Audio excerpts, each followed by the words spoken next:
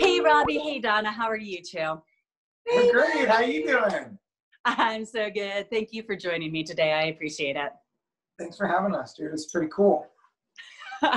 Okay, so I am actually going to backstep a second. And when I just said I am so good, I am going to caveat that and say, in some ways I am really good. And in other ways, I've just got shit that I am dealing with right now. And I am trying to make the best in the balance in between.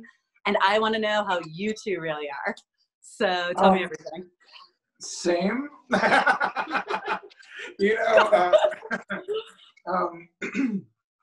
you know, we were on the road when COVID hit, and we were about to do the biggest convention we've done, like the most amount of artists we've brought with us, and we were going to have a great time, and you know, that all got canceled and killed, and then I come home to open my studio, and I have ample time to put my studio together with limited funds. So it's been, you know, it's been interesting. And then, you know, of course, tattooing is not essential, so we're not working.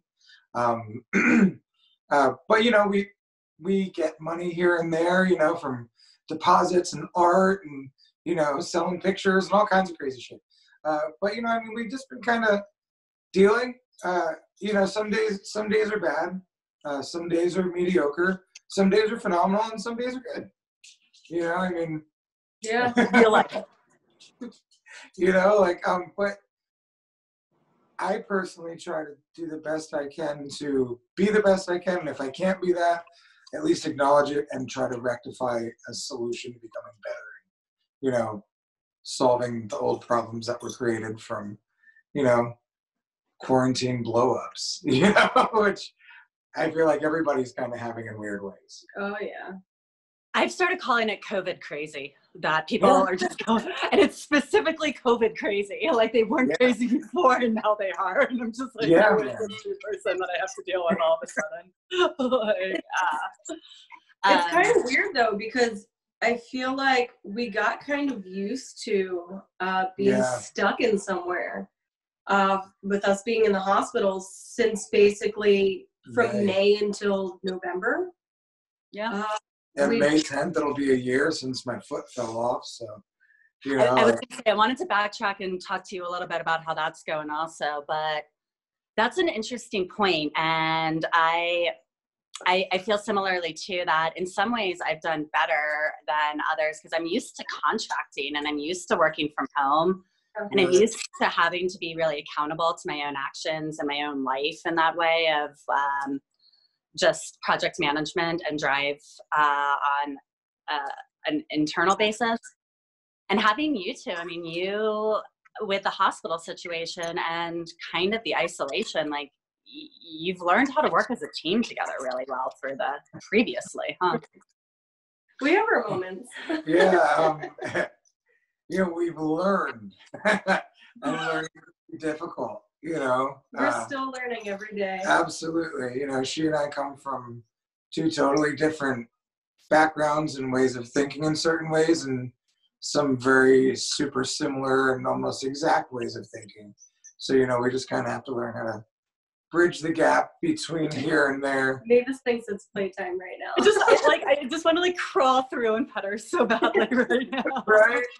You know, one of the weird things that I've noticed in the quarantine, Mavis has taken way more loving towards me. It seems that the less sick I am and the more I can move around and interact, the more she accepts me as, you know, one of her humans. Well, the best part is the yoga routine that you actually made for Robbie.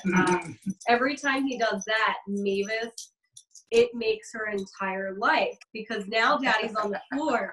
So now she has to do yoga with Dad.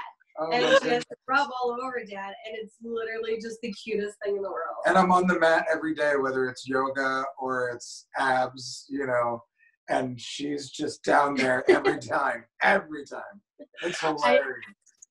animals' concept of yoga or home workout routines are the best. They're literally just like, oh, you're on your back on your floor so that I can crawl on your face. Obviously, that's the point of this entire situation. Yeah, she lifts her entire body and rubs it all over my face, rolls on her back.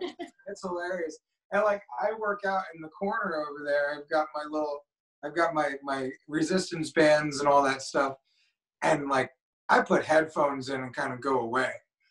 And, you know, I'll grunt or cry or whatever. And, you know, as soon as she hears something, she's running over there, wagging her tail, looking up at me like, what's going on, Dad? You okay?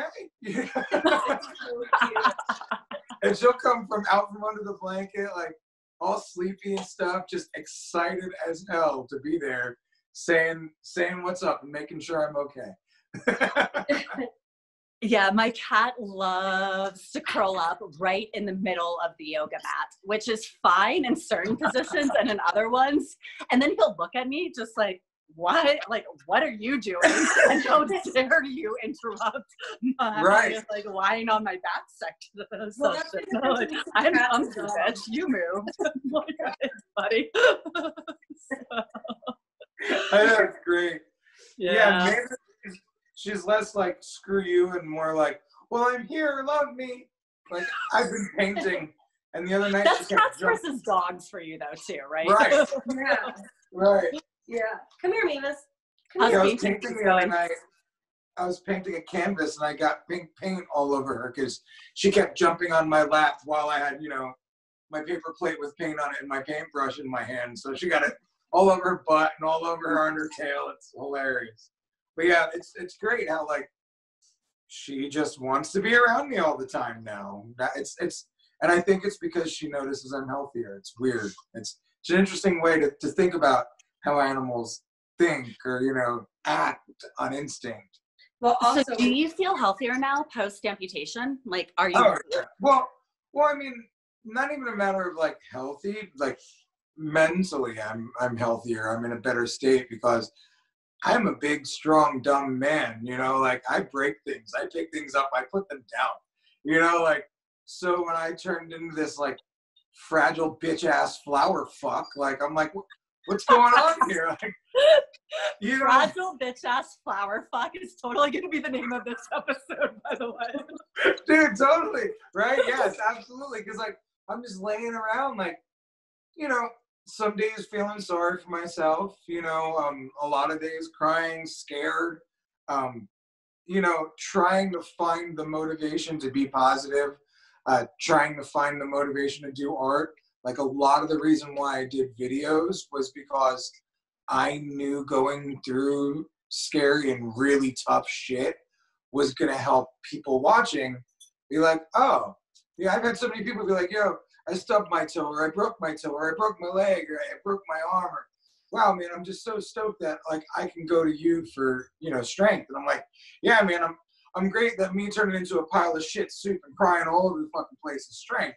But, you know, like, in reality, it is because I'm strong enough to let my emotions show. And if I need to, I can pick you up and slam you on your head. You know, like, well, once I get my second leg, you know.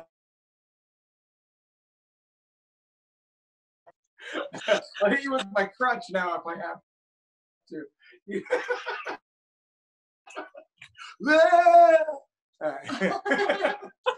David. You got so into talking about. What's that? You got so into talking about how you were going to do future slams at the video shoot. No, I mean, I get it. Mavis is running back and forth. In reality, she's running back and forth, jumping over the wire, and that time she didn't clear it. She turned around like it assaulted her. She was like, oh, Mavis, as she cries a little bit. But yeah, you know, like that. It's like I've been vulnerable and like showing people like this sucks, you know. And there's times where I'm mad about it, and then there's times where I'm sad about it, and then there's times where I'm overwhelmed with love, support, and happiness about it, you know. So like I have found so much confidence and strength in obviously the human I am to get the response I've received from people. Mm-hmm. You know what I'm saying? Because, like, I mean, we got around $40,000 in donations last year to keep our lives together. You know, and that was like minimal bills. We were living in the hospital and out of the car and at my buddy Rich's couch or his son's room. You know what I'm saying? So, like, we were spending our money very minimally, and like people were just supporting us. And I was like, holy crap, I can't believe that like people came together this hard. Like, they stood up this tall and they like built a foundation for us to stand on, you know, while we were in some of the scariest shit of my life, man. Losing this motherfucker was weird, dude. You know what I'm saying? Like, no. And I had the choice at the end. Like, I chose to take my fucking leg off in the end because I didn't want to live with a shit leg.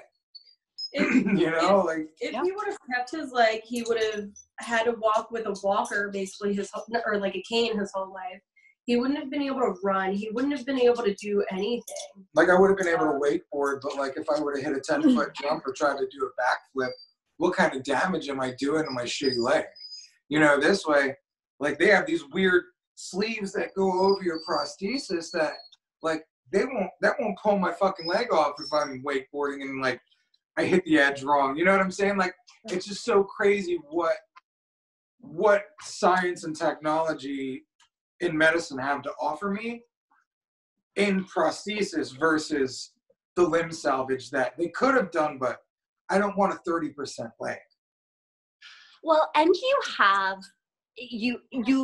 you look like you have resolution, and I say that emotionally, like, you look like there is more calmness in your life and in your soul, knowing that you know how it's going to move forward now. Like, the leg's gone, it's amputated. Now you're a kind of second step. You're building into the prosthesis. Like, you can make plans for how your life has adjusted. And the last time I saw you in person, which was last summer, it was still this void of like, we're going to try our best. If it doesn't work, then we have to. But like, it almost seems like the fear of the potential was worse than when it actually happened and you finally had to go through it. Absolutely, yeah. Because I mean, we were living in constant fear, but like, what do Is you there do? an infection? If we push it too far, do we get another infection? And, right, you know, and like the shitty part was the infection was like the least of the worries. It was the shattered ankle. It was the excessive arthritis that I was going to have, and the extraordinary, you know, discomfort I was just going to live in, and like I wasn't going to be able to run. You know, like you know, like my personal weight loss journey from like 6-7 years ago, like. I lost 80 pounds, kept most of it off until all this shit went down, gained a couple more pounds back, and now this is my 4th week. Tomorrow will complete my 4th week of 5 days training every single day. So, like, I've gotten myself back the fuck to where, like, I've got motivation, I've got strength, I've got confidence, I'm building more strength, and that's building more motivation. And now, like, it was about 3 or so weeks in, Donna decided to do the vegan thing, and I was like, well, fuck. I'm done eating like garbage, especially if I'm exercising so much. So, you know, now like I feel like I'm really getting this normalcy, even though like the workouts are tough. You know, working out with one leg is a bitch. You know, but I'm sure. You figure it out, you know, and with renovating the studio, you know, I fell on my nub one day, like straight on this part. The day before we went to the doctor. What's that? Was it painful? Like It was the weirdest thing. So I was standing up and I was knocking tile off the wall, either with a hammer or with a grinder. Either way, it was unsafe for a guy with one leg. And so there's either way, it's a dumb idea. Yeah, absolutely. But shit needed to be done, and I'm strong enough and dumb enough to do it. You know. I wasn't there that day. We were making a mess and breaking shit. Important side note. Thank you. Zach cut his fucking shin open. We glued it back together with super glue and the butterfly bandages and Saniderm. Like, dude, I'm telling you. But so I fell and I banged it on just straight down because I went to stand a couple times and like, ain't no foot. So when I banged on it, now remember I had that nerve surgery, the nerve reassignment surgery in January. So since that, I've had a lot of like numbness around here. So I can't really feel the outside so much. So I banged that bitch. And then I sat there on the ground and I was like, oh, fuck. And I got scared. And then all of a sudden, like 20, 30 seconds later, then I felt the pain. Because it like radiated past the part where my nerves aren't feeling. And then I was like, oh shit. And then I got scared. And then I started crying. And then my buddies came in and picked me up. And like, I went over in the other room and I got even more scared and started crying again because everybody says, don't fall on your nub. And then I'm going to the prosthetist the next day for my first appointment ever. So like, I was really scared and everything worked out. But like, that was my first fall onto my nub. I've fallen up and down the stairs in the house a number of times. So that's been weird. Like one time I learned a lot about myself. Like I was pissed that I had to wake up and take the dog out and I was frustrated and, you know, just bitching about everything in my mind. And then I hurried the fuck down the stairs to get this stupid dog outside. And like 2 more stairs down, lost every fucking bit of my control and just started bouncing forward on my one foot. And then luckily we had a fucking recliner there. Now we have a glass table. But we had a recliner there and I fell face first into the recliner. And at that moment, you realize, okay, what have I done wrong? Like, all right, I woke up pissed as fuck.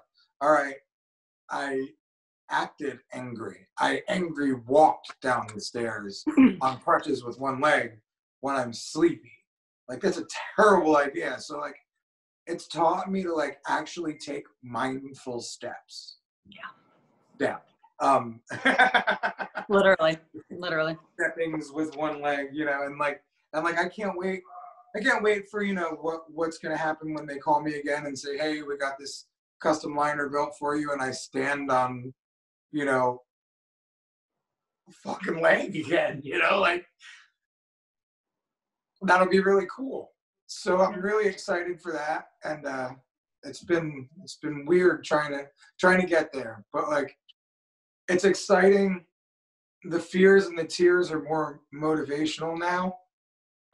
Because I know what's going to happen. I just know that it's going to be weird. And I know learning how to walk on a prosthetic is going to be uncomfortable, they say. And, you know, I've dealt with the worst pain of my whole entire life ever, going through phantom pains after my amputation.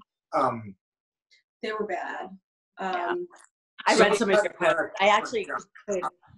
I had a harder time reading your posts about Robbie, Donna, than I did reading Robbie's posts. Like, Robbie, you were always honest, but you could always tell that you were also trying, you were always honest, but you were also always positive.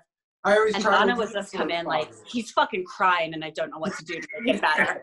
And I was like, oh my God, I can only imagine being next to a lover and just hearing them cry all night long. I try not to sugarcoat things, right, because I like people to see the real, raw, and true. And sometimes things aren't positive all the time. Like when he's screaming in agony all hours of the night, I can't really find a positive thing in there except for it's going to get better. And that's it. Like, I had to hold on to it's going to get better, because there was times where I would sit there and I'd be screaming and holding myself like this. And in my brain, I'm like, all right, how long have we been screaming for? All right, it's got to fucking stop. Okay, I'll wait. Still going. Fucking kidding me? Like, and like I literally have these talks with myself, and I would get to the point where, and that was when I would give in. I'd just be like, are you fucking kidding me? You know, and I'd have to like laugh at it or like cry at it or sometimes yell at it, you know, like it was just, sometimes I would just scream at the top of my lungs because it was just like, fuck, this is so bad. Like, it was the worst shit ever.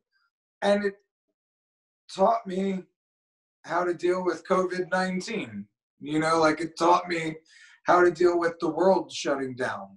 You know, it taught me that, yeah, sometimes things don't seem like there's any sense of any end, but you will get there, you know, and like the way that we've learned about each other and grown together has been brilliant. And it's just, it's been difficult. And there's been a lot of rough roads, but it works and it comes together in the end. One of the things I've always really respected about both of you, and that was really fucking cute.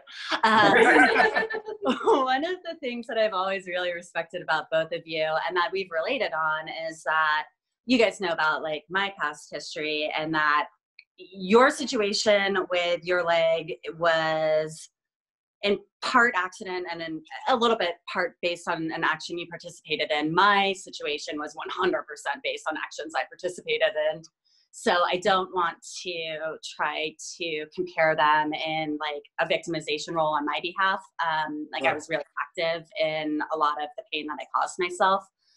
But I also caused myself a lot of pain that was really unprecedented, and I had no role models for what I was going through at the time. Right. And other than people that would say like, it'll get better one way or another, it'll get better. But I felt really isolated. I didn't know how it was going to get better. And I was in then a very bad way to even be able to make it better.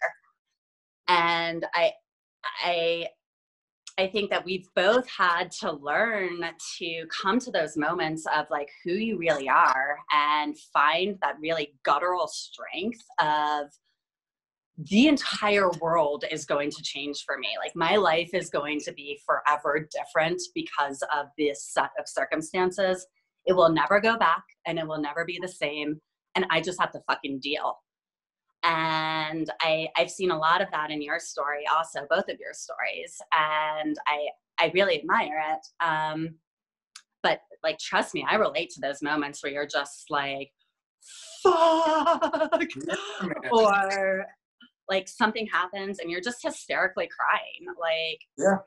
You know, like yesterday, someone told me they didn't like my smile. And it wasn't even necessarily mean, but it was after a series of really long conversations I'd had with other people. And in those conversations, I've been really giving of myself and really trying to help this other person for like 3 hours. And then I opened this message. Yeah. And so my bandwidth was low and I opened this message, or my buffer was low and I opened this message and I was just like, they don't like my smile. Yeah. I'm sitting in the car outside of Starbucks with a Frappuccino, literally sobbing over my smile. Right. And it's like, what's the point? Like, why do I let that affect me? Oh, because I'm in this state of vulnerability, you know, and it touched something in me and it triggered me and now I'm in this other state, you know? Yeah, dude, the internet's been really weird lately. The world has been really weird lately. Like, you know, clerks at stores are more aggressive. You know, it's people are just more aggressive and frustrated and on edge, except at Chick-fil-A. Them motherfuckers. Man, I swear, bro, God, Jesus Chicken makes you a happy motherfucker. Because those people are always the most pleasant. Waffle fries! How could you be depressed if there's waffle fries in your life, right? Yo, and that spicy chicken deluxe sandwich ain't no joke, neither. I'm just saying. We do not endorse Chick-fil-A and what they believe. I don't. And I hope you ate a lot of it before you went vegan too, right? I ain't making shit political. I just like their food in different aspects. I actually like their service more than I like their food. I believe their customer service is over the top, and I love it. It's amazing. They do have really good customer service. And that's one of the weird things I've noticed now. Like, I appreciate good customer service way, way, way more now. Because, like, people are being shitheads to each other. And it's just nice to have somebody that either returns positivity or greets you with positivity. I love happy conversations with like checkout people and fast food people and baristas. Yeah. Like those 5-minute pops when they're in a good mood and you're in a good mood and you're just like zinging off of each other while you're getting something, and then you go. And it does energetically fill your coffer. Like when you go in and you're just like, I'm so good, how are you? And they're like, I'm good too. And you can just, you can connect. And the opposite can work too, where you could be in a good mood and your drive-through person is being miserable. And then you just feel like dirty when you leave. You just feel gross, you know? Or when you get roped into their drama and then you like react negatively to them or someone else, and you're like, now I feel double dirty. I went to How do you?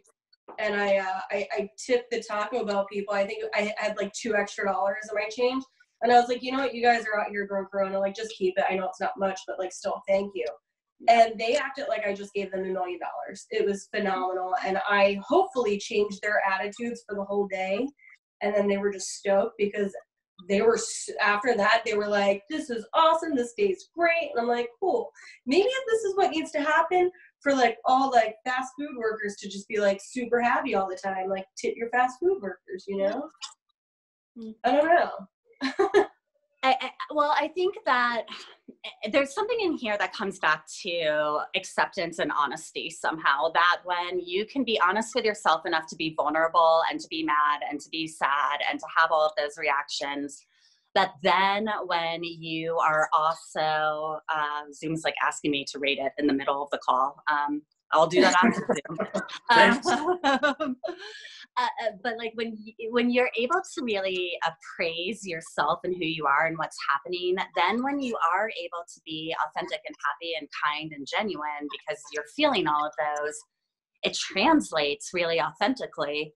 Yeah. And we all know what it's like to have $2 be the difference in our day. You know, like when I'm having a really hard day and someone tips me $10 Venmo just because they like my content, and that means I can go get a coffee, like that makes a difference. Right. And, you know, my Wednesday afternoon could be a lot different because of that. And when you're able to accept that for your own life, and then you can understand, like, giving this guy the difference between the 8 and the 10, like, really affected him, and that was kind. And how do you two, and I've always admired this about you both, how do you deal with conflict resolution? Because one thing that I'm dealing with right now with the COVID crazy is people are intense, and they will communicate in whatever way, an aggressive way or a manipulative way. And when I feel like something's being aggressive or manipulative, I shut down on it so hard, and I just, boom, done, walk away. And you guys know that I have a very strong history of like setting firm boundaries and really keeping to that. Like no drinking means no drinking for me whatsoever. No cigarettes means no cigarettes whatsoever. No shitty boyfriends means no shitty boyfriends whatsoever. But now I'm realizing, like, what am I going to do? Cut out the entire world and just have like you two, Joey, my cat, and like the 3 other friends I really like in the world to talk to? Like, I can't actually walk away from every single person that sends a shitty text. So, like, how do you guys do a really good job of it, but how do you navigate through that difficult emotion when people are throwing it at you? Honestly, like, one thing I'm learning more in my own personal practices is like understanding where they're coming from.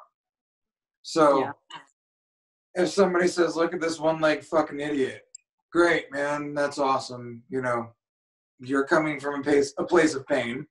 You know, like the Tosh.0 thing. That dude ripped me apart on that show. It fucking sucked. I hated it. But at the same time, it was like, you obviously didn't get enough fucking hugs. Because, you know what I'm saying? Like, if you find that it's okay to have this as your business model, tearing people to shit, like, I know you're not in an okay place, and that's not my problem. You know, that's your cross to bear. And I like just understanding where they're coming from, you know. Is it from a place of pain? Probably. You know, more likely than not, the person that said they didn't like your smile didn't like their own smile. Like, I used to have a workout partner. I brought this up to him one day a while after he had been doing this, but like, he would, like, when I'm bench pressing, he'd be like, your chest is weak. And this is when we're like in the gym and there's people around. That's fucking embarrassing, man. I'm already a fat kid trying to lose weight. Don't tell me my chest is weak, bitch. I'm here, you know? And then like when I brought that up to him later, he was like, oh man, I'm sorry. That was shitty of me. Like, I was just having a shitty day and I felt like my chest was weak. And I was like, fuck, you know, like, and that's usually what it is. It's just that mirror thing. So realize that they're a mirror or you're their mirror, you know, like whichever way it goes. And if you're losing your shit, realize, okay, what am I doing wrong? And if they're losing their shit, okay, how can I understand why they're so upset? You know, because yelling back, making fun of, laughing at, or running away isn't getting resolution. Yeah. So what did I do wrong? Accountability. What can I figure out what they want? What are they saying? Understand. Can you apologize to someone if you know you're not going to get an apology back? Yeah, who gives a fuck? Apologies aren't for them, they're for you. You're freeing yourself of the bullshit by apologizing. I apologize to you. I'm forgiving you of this problem. I'm forgiving me of this problem, and I'm letting it go. If you don't want to apologize, even if they're being genuinely aggressive, like they are being the asshole, and by you apologizing, you're kind of undermining your power, or is it not actually undermining your power because you're able to? Yeah. It depends on the energy you put behind it. If somebody's being straight up abusive and you're apologizing, they don't deserve that apology. Yeah. You know, if you really are genuinely sorry and they're still being aggressive, I know my truth. I apologized. I made peace with the situation. If you can't, that's your cross to bear. Sorry about your luck. You deal with that later, homie, but not me and you, we don't got to do this. You know, this isn't our life right now. You know, it doesn't have to be. So that's what I would say in that situation. I mean, yeah. Donna's great at conflict resolution. She's very patient. Very patient. Before I met, my idea on it, my idea of me being the bigger person in the situation was just cutting them and being like, okay, bye. Or if they were arguing with me, and I'd be like, okay, you know what, you're right, because obviously that's what you want to hear. And that usually would keep people from going on, because once you tell them they're right, that's what they wanted to hear. You might get a few sentences after that, but that always worked for me. And I thought that was the better way of doing things, just to avoid conflict and drama and stuff. But I'm starting to slowly realize that that's not necessary, and you can save friendships and things, because there might be misunderstandings, and there might be this, that, or the other, or they might be feeling a certain way today. Now, that's not every case, because right after Robbie got hurt, someone who was my best friend, let me rephrase that, who I thought was my best friend, who ended up being a fraud, they ended up basically messaging me the day after Robbie was in the hospital, and was saying that we were pieces of shit for accepting GoFundMe donations, because it was going to be part of a lawsuit and stuff. And, you know, I was like, you know, like, it feels like you're attacking me right now with everything going on. Like, I'm not in the right mental state, you know, to have a conversation like this. Like, there's too much happening right now. And, you know, I didn't even make the GoFundMes. Like, I don't have control over them, because at that point, I didn't have control over any of them. Yeah, all that stuff was made for us the first run around. And, like, you know, just by me saying it feels like you're attacking me right now, they instantly, like, blew up and, like, left group chats we were in and, like, all types of stuff. And, like, now they go around, like, talking shit to people. And, like, that's a whole nother side of drama. Working on turning people against us and things like that. Yeah. I know my truth, man. If you got a problem, you got a problem. I'm over here fucking living with this thing, so you can fuck off if you got beef. You know what I'm saying? Yeah. Like, I'm figuring out. And when does it come? Like, I guess that's the line I'm trying to find is like, when do you work for it? And when do you just say like, fuck right off? Situational. Yeah. It's completely situational. The energy of the situation, the energy of the humans you're dealing with. I know for myself, I am a very ragey and aggressive man at times. When I get frustrated, when I don't get my way, when I can't figure things out, I go to frustration. Frustration turns to anger. Anger turns to rage. And it fucking snowballs if I let it. And Donna's been on the other side of that many times. And one of the things she's taught me is I don't have to go to that. I can communicate with her. You know, if I'm frustrated, I can ask her to give me time and let me collect my thoughts. And then she's always willing to come and communicate with me. I know that Donna is probably the most safe person in my life. You know, aside from my son. You know what I'm saying? And that's a hard competition. You know? But like, so with Donna, she's created a safe place for me to be myself, to tell her the most terrible things, fucked up things, scary things, things I don't think she wants to hear, things I think she's afraid to hear. You know, like I can tell her anything. And even if she gets upset, like she stays like in a completely non-biased situation and says, okay, well, we're communicating. And it's really weird. And like, I'll sit there and I like watching it back, you know, replaying it, I can really see the whole movie. But like in the process, you know, it's like, shut up. Communicate with this girl, you fucker. You know, in my head, that's what's going on. Like, communicate with her. She wants to make this better, you know, and I have to realize she's trying to create healing. She's trying to create soothing. She's trying to create a safe space for us to communicate and learn and grow together. And if you don't have that for me, why the fuck am I going to put tons of effort into you? You know, like, I don't typically talk about it, but like my relationship with my brother, we've been on the outs for almost 2 years now. You know, and I know my truth. I also know that when he and I are in a relationship, it typically ends up being toxic. I'm okay with not having that around me. You know, he cut me off a while ago, so I'm like, that's great, man. Now I know, like, now I understand this sucks. I don't like this. I don't like this at all. I love you. I want to have a relationship with you. You know, I want to be able to have the whole family together at my mom and dad's house, you know, but like when it comes down to it, you don't want that. Yeah. I have to understand that comes from a place of pain.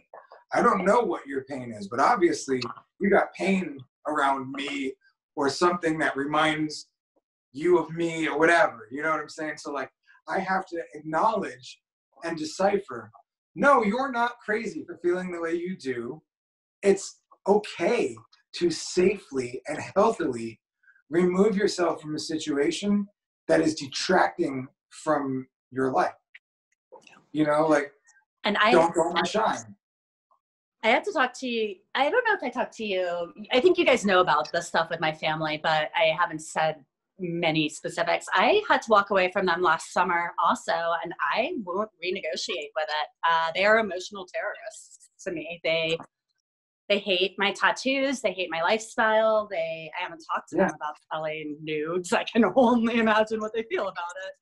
Like they don't get to be active participants in my life anymore. And I've stuck to that as a really firm line, and that's a healthy boundary for me. I'm not negotiating on it. But then there are other times that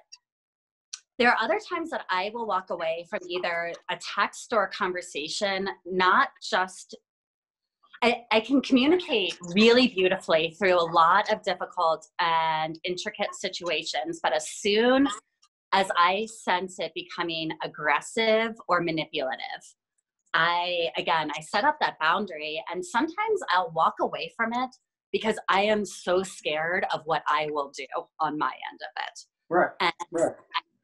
I know I'm verbal, I know I'm smart, and I know I can be mean. And I can put together a text message that will make people cry and sever a 10-year-long relationship. Like, and I can do it quick, and I can fire it off, and then I'm like, oh, what have I done? Looking at the villages you've just burned down in your fit of rage, and you're like, I didn't mean to kill all these people. Sorry, villagers. Right, yeah, and it's, but like you know the difference between when you need to cut people off, when you don't. Like, I've allowed my brother back in and out of my life a number of times. At this and those point, cycles are so hard. Yeah. Yeah, it's happened so many times. I realize that's a cycle, and I can't fall into that cycle again. So if he comes back around, when he comes back around, we'll discuss life, but I'll have a sense of boundary there, you know, and like if he doesn't respect boundaries and areas of my life, then we don't have to communicate. That's fine. But like me, I cut my mom off a long time ago, and we had a hard road rebuilding that. And it took, because I wasn't negotiating, but I was willing to meet. And I was willing to show them my peace treaty and have them sign it, you know? And it was basically like, look, you need to listen to me for once. You need to fucking hear me when I speak. You need to feel what I'm saying. And this is where we are. And this is where I'd like to be. And I believe we can get there. So just listen. I'll listen. And we can move forward. And since then, you know, like, instead of getting frustrated with my mom for being like, you know, you don't call me enough, I call her more. You know what I'm saying? Because she's learned to speak to me in a way that speaks to me. Instead of saying, you know, I wish you would call your mother. She might say that to me 5 times. But also she says, and the one time is all I need, I really miss you. You know, like, I know I bother you. I wish. Sorry, that was an alarm going off. She'll say, I wish that you called me more because I like talking to you and I miss talking to you. And I'll be like, fuck yeah, Mom. That's who I want to talk to. I don't want to talk to my annoying Italian New York mother. Robbie, oh, you need to call your mother more often. Oh, I'm just gonna be sick and die if you don't call me. You know, like, I'm like, come on, Ma, you know. But like she's been really adapting well with communication over the years. And I feel like it's because I've learned to communicate with her in a way that's effective for me. And then it makes her want to communicate with me in a way that's effective for her. And we've really learned how to do that. But God, man, you know, we had a hard fucking time for a while, you know, and it is what it is. Sometimes you have to walk away. And at the end of the day, if you speak in finality, you'll probably always look like an asshole at some point. Yeah, that's so true. Yeah.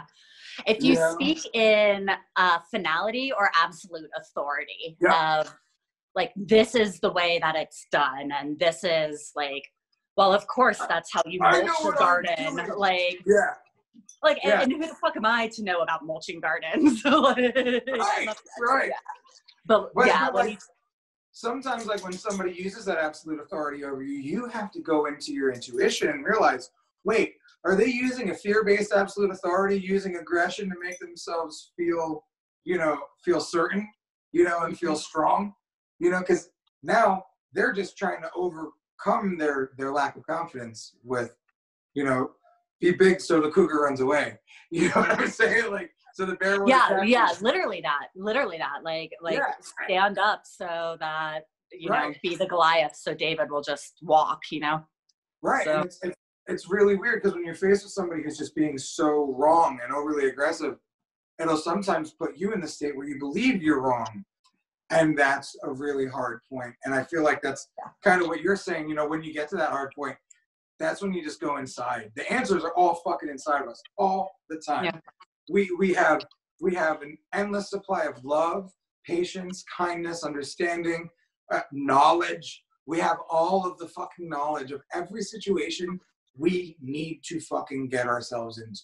Like, every step that needs to be taken, we already have an inner knowing. So when you go to that place and you're like, what do I do? Just ask that question. What do I do?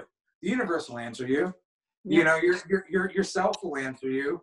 God, if you want to call it that, will answer you. You know what I'm saying? Whatever your belief system is, it comes. You just have to be patient. Yeah, and I think you've hit the nail on the head with that. There's two things with that. Two things I've really learned through difficult times are, one, to know that this is temporary, it is fleeting, it will pass. And a lot of the times that sounds like this will get better, this will get better. But I also don't want to pretend that I'm like indulging in like toxic positivity. Right. It'll just be like, you know, finances are tight right now. It's because I just left my job and I am rebuilding my consulting, and give this another year and I will be in a very different place. Or, so I've developed this ability to go inside and hold into like this knowledge that what I am feeling is fleeting and it will change. And then also and I don't want to say silent meditation because that sounds so yoga-y in like a pretentious way. But I've really learned to, like, I've learned to trust the answers that come to me when I'm quiet. Yeah. From hiking or from gardening or from walking, you know, my cat. I just said that. That's amazing. He walks down the block with me though. It's the strangest thing. It's so cute. It's so cool. But why don't you do videos of that? I do. I have so many. He meets me when I park my car. He comes down from the front lawn to the sidewalk and is literally like, bitch, filming took 4 hours today. Where's my tuna? Like, and then walks back into the house and goes to his wet food and stands there. Like he knows my car. It's the weirdest thing. So you have a dog cat or a cat dog? Yeah, no, I really do. I really do. Mr. Doomsday. That's awesome. Yeah. Reno and Sam from, it was, and that's one of those universe things. He plopped into my life like 2 weeks before I quit. And now I have this cute little buddy that curls up by he taps on my lips in the morning when it's time to wake up. And he just puts his little like paw right on my lips. And like, he's in my life now. And That's awesome. like, yeah. And it's like, God was like, you can't handle a boyfriend, but here's a cat. And it's going to cuddle up with you for the next 4 months and you're going to be okay. So, for real. Dude, I tried to throw this girlfriend away, but you know, her and the universe came at me strong. He tried so hard. He broke up with me like 30 times before we even started dating. I was damaged. Like I was fresh out of a divorce, man. I didn't want to ruin anybody's fucking life. My ex-wife convinced me I ruined hers, you know, like, yeah, I had to go through a lot of counseling and straighten myself out, you know, after that shit. So like, I don't want to take the scars from that and put them on you, you know, and she was like, yeah, you know, you figure it out, I guess. But it's weird, the situations you're meant to be in, you just end up in, you know, like. And that comes from the quiet of being able to navigate, you know, like you broke up with her 30 times and then you didn't anymore, you know, then you were able to kind of see what was going on and, you know, take it from there. And there's... I had an answer for everything. He was like, well, this. And I was like, yeah, but this. And he was like, yeah, but what about this? And I was like, yeah, but, you know, whatever. This. Hey, you know, my cycle, my pattern had been for so long to fight. That's just what it was. Like, I just needed a fight. Like, you know, if there's not a fight and I'm not walking away from something or losing something, that's not life. You know, and then you have to acknowledge the fact that choice is real.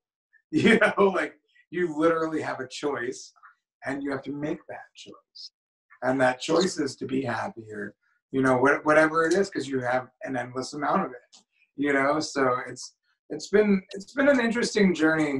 And the weirdest part about the journey, like, especially with my leg, because when I was walking down the stairs today, I feel like I'm in the same body because I always have been in the same body. I just have a little bit less of it. And it's just really weird, you know, like it's very, it's very odd that, you know, because you think, oh, if I lose my leg, you know, what the fuck is life going to look like? Or if if I break up with this person, or if I get a divorce, or if I lose my job, or if I quit my job, or if I move across country, if I go and live out of my car, you know, what's my life going to look like?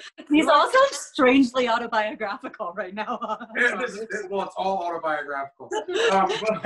Personal examples from both of our lives. Yeah. And the thing is, like, when I was going through these situations, I was still frustrated.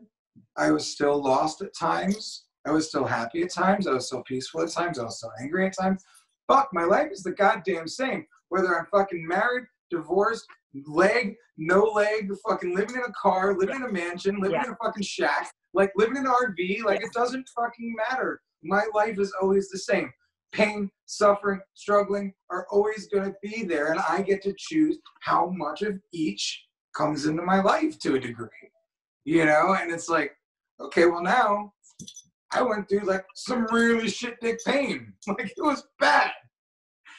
And now I know, wow, I'm that much stronger because I went through this, you know? So it's really weird to see how it all just kind of, you just end up where you are, where you're supposed to be, you know? Like I'm very glad that I've gone through going on Ink Master, coming off of that, and then having depression and suicidal thoughts, and, you know, losing that whole life I had that I thought was the life, you know? And, you know, now I'm actually getting to live the life that I always wanted. And like, I have to sit there and I have to check myself. Cause it's like, dude, you used to fucking say, oh, I want to work 4 days a week. Bro, you got to a point where you work 4 days a month. You know what I'm saying? Like, so I literally created every bit of life I've always wanted, except for millionaire status. You know, like that's the one thing I haven't created yet. Yet.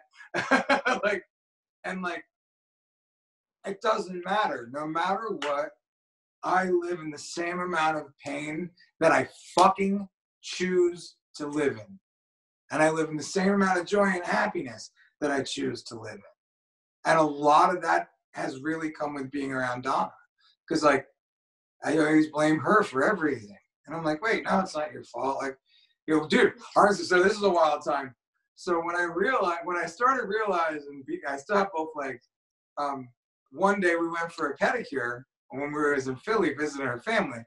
I decided to drop a tab of acid in the middle of the day on a Tuesday and go get my pedicure done, right? Wait, back up. I decided to drop acid on Tuesday to go get a pedicure. Like, of all the things to do on acid, get a pedicure. The nail salon I went to, he was more so like one of my really good friends. Yeah. Gotcha. So like, So we like was going to her like homie's going nail to, like, salon. some random salon. So you were doing, yeah, okay. Yeah. So you're doing psychedelics and chilling, basically. I'm sitting there in this Which is fucking always chair. a good time, also. I'm sitting there in this chair having these fucking waves of fucking, you know, whoa. And like, I don't know this chick fucking rubbing on my feet and shit. She's looking at me like I'm nuts. And I'm just like, eh. But the thing was, what I really realized that day was I have sudden bouts of anger for no reason, and I blame them on other people, things, or circumstances. And that pissed me off that I didn't know how to fix it. And You got angry at your anger. Yeah, right. So like it like triggered everything. So but at the same time, when I was on the acid, I was just like, oh man, like I get it. Like I see this now. And it's weird because like when I go out in public and I'm on acid, like I try to act normal. And I try to just blend into society. And then I cannot go in public on acid. I just go to the mountains. Oh man, I don't have mountains, you know, so public is fun, you know. I don't have mountains, so public has to work. Yeah, I mean, I'm down to fucking trip acid in Salt Lake in the mountains. I'm totally down. I always wanted to do it in Salt Lake because of SLC Punk. And yeah. You know that church that he's buried in the end of SLC Punk, the really ornate one? Yeah. I used to be an altar girl at that, and I've always wanted to go back and trip acid because they did it there and just be like, fuck you, Catholic school. Yeah, that's funny. So you went to Catholic school. I went to Yeah, school yeah, where I was literally growing up. Catholic I was school girl, public like school. carrying the cross down Easter Mass with the bishop. Oh, see, I've gone so far. we was in like a super intense Christian church where like motherfuckers was like, you know, falling down, slain in the spirit, dancing through the aisles, fucking all kind of yelling and shit. Like, dude, preacher would touch you on the forehead and you'd fall back. Like, dude, shit like that. Like, they had these cats called the power team. Through the grace of God, these men can perform crazy feats of strength. Nah, these motherfuckers took steroids, went to the gym, and ate like crazy. That's why they're able to do this shit.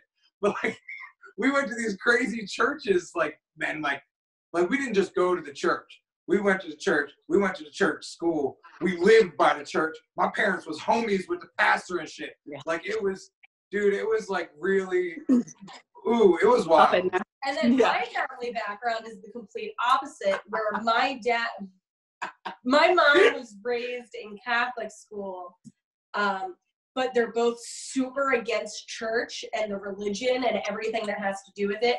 And one of my dad's major beliefs that I think Robbie can attest is his favorite is that all preachers' daughters are the biggest whores out of anyone. Truth. He's got a verbatim script he recites every single time, and he's got this real weird raspy voice. He just got this energy behind him. Oh man! My dad needs to be interviewed. The stories he has of his life is insane. You don't know whether to believe him or not because, like, he's the next Joe Exotic. you don't want to believe it. You don't want to believe it because it's crazy, but he said it the same way so many times that it starts making sense, and you're like, oh, could this be true? I think I'm gonna have to do that one day. I'm gonna have to interview my dad. We called him yesterday on video chat. One of my buddies was here, and I was like, why don't you tell that story about the churches and all this and that? He was like, sounds like some entrapment bullshit. I ain't telling you nothing. I was like, and we're on FaceTime, and my buddy's bald, and he's ex-military, so he kind of looks like a cop. I was like, he's not a cop. It's cool. It's no big deal. You can tell the story. And he refused to tell that fucking story. He did not want to tell me the story. Well, Joey is messaging me that we are close to the recording limit, and my phone's actually at 20%. So I just want to circle back a little bit to what we were talking about with, you know, kind of the everything happens for a reason, but on not as cliched as everything happens for a reason. But what you were saying with, you know, all of the difficulties with the hospital have helped you with COVID. All of the difficulties with your previous relationship have helped you open up and nurture this one. You know, your weight loss journey has helped you with the motivation to know how to transition through a physical routine post, what's it called when you have your leg cut off? Amputation. You would know that. Yeah. I mean, what the exercise routine is like post amputation. And I really relate to that a lot too. You know, I had the whole law school situation, and I still have the student loans for that. And I look back and I'm like, I didn't even get the degree. And then I'm like, but I have the education, and I have the knowledge, and I have those skills. And there's no way that I would be where I am in my consulting practice if I didn't have all of that background. I use it every day in every way. I just don't have a piece of paper to show for it. And I get frustrated with some of the after effects of leaving the old job. And then I think if I hadn't gotten that job, I wouldn't have tattoos. I'd probably be working for a nutrition company instead. And I wouldn't be friends with you two. And I wouldn't have taken this route into alternative industries that I adored. I'm so happy to be here. And you know, those are the conversations that also do still help me through those moments of hardness or being on hallucinogens in the mountains and trying to figure out the meaning of life when you're just like, it all comes together, and I don't know how, I don't know molecular interactions of energy. I don't know if there's a God or not, but I know that there's a reason you're here. I know that there's a reason you two are together. I know there's a reason I'm still here. And that we're all doing powerful things together to try to help other people. And God, there's gotta be something there. I don't know what it is, but there's a point to it, right? One of my buddies, he messaged me one time, and he was like, man, Tommy Chong himself told me one time, when he was in prison, he realized where you are is exactly where you're supposed to be. And like, that's basically it. Like, when you realize when you're in prison that that's where you're supposed to be, like, there's a sense of surrender in that brings you a sense of peace. Absolutely. And when you transcend into peace, you can just live in harmony and happiness and just be there, you know, like this shit with my leg. Yeah, there's times I get mad at Steve, the guy that suspended me, and you know, the accident happened to us.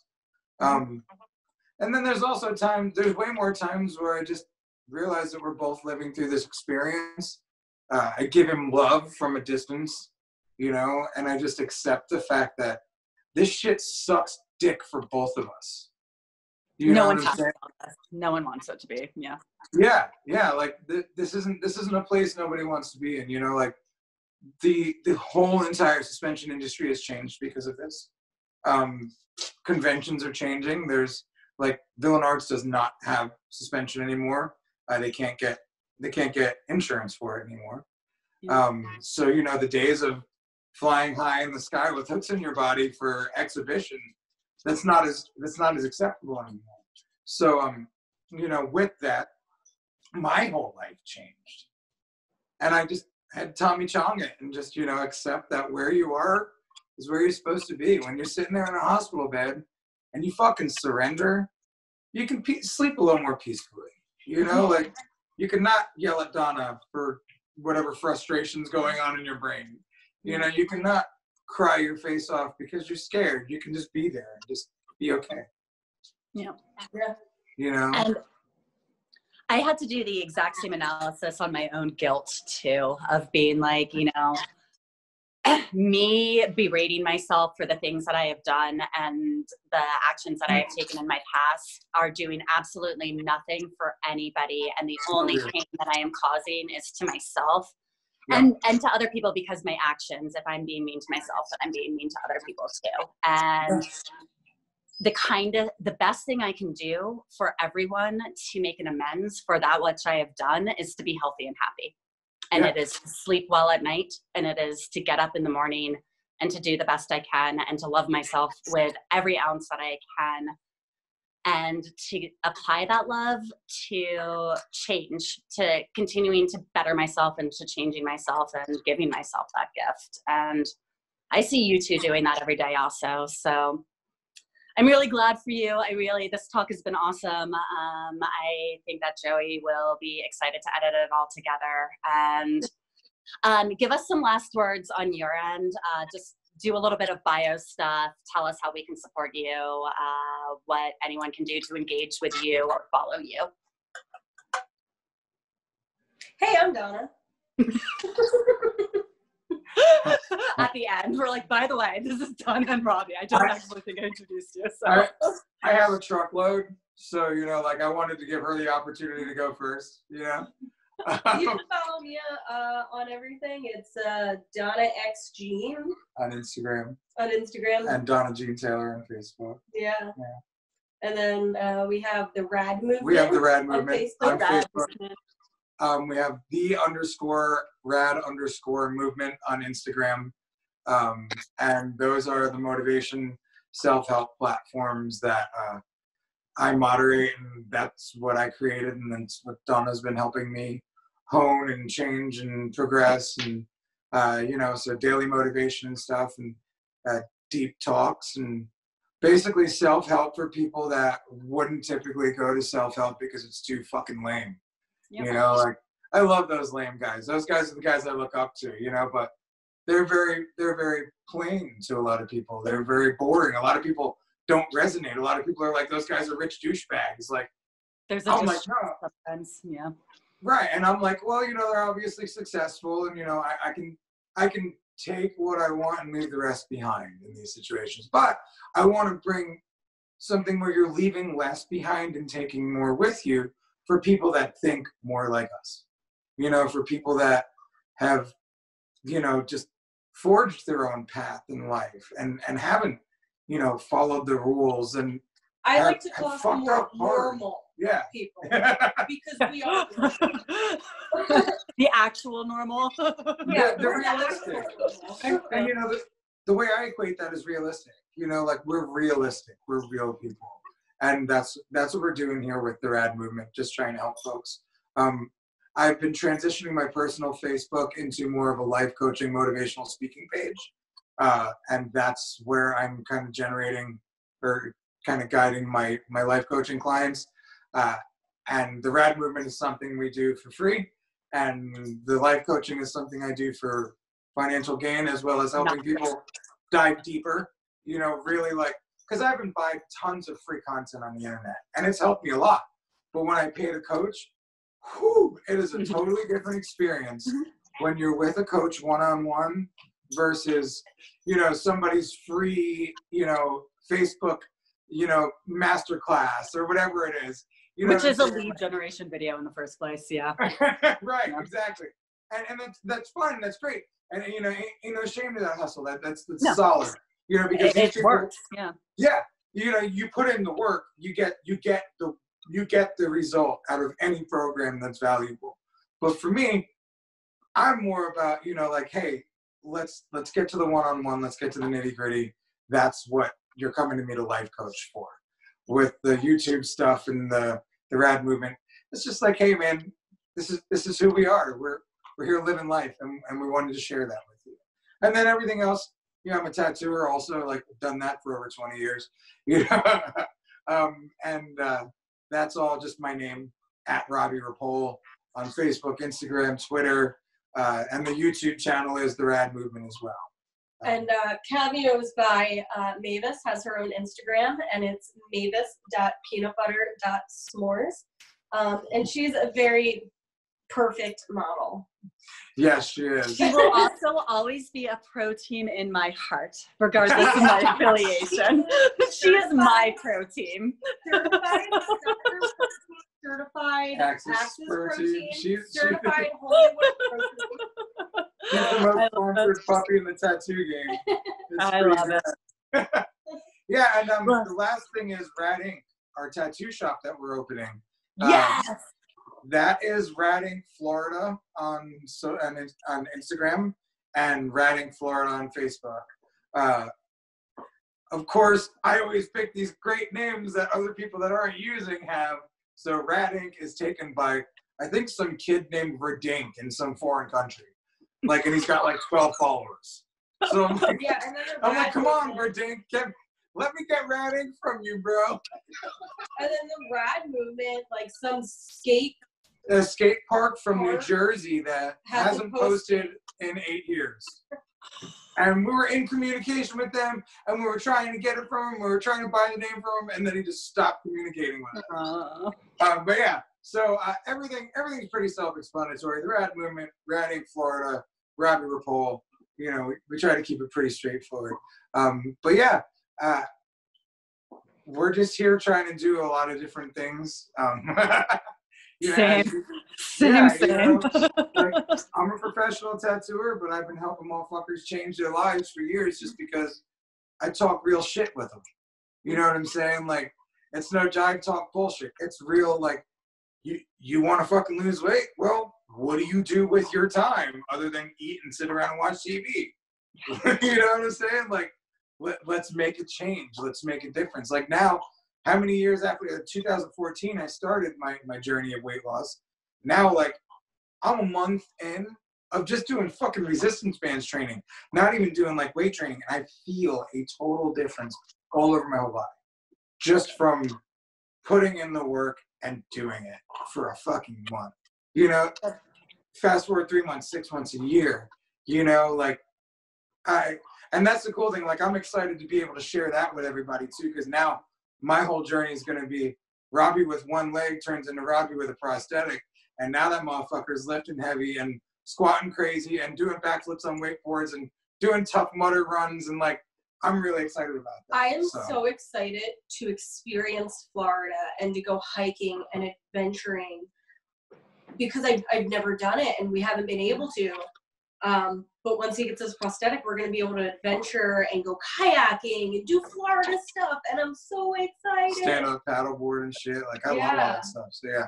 I know this was like a plug spot. And we kind of ended up talking about it. It's plug spot, and I'm down to like 3%, so it might cut out.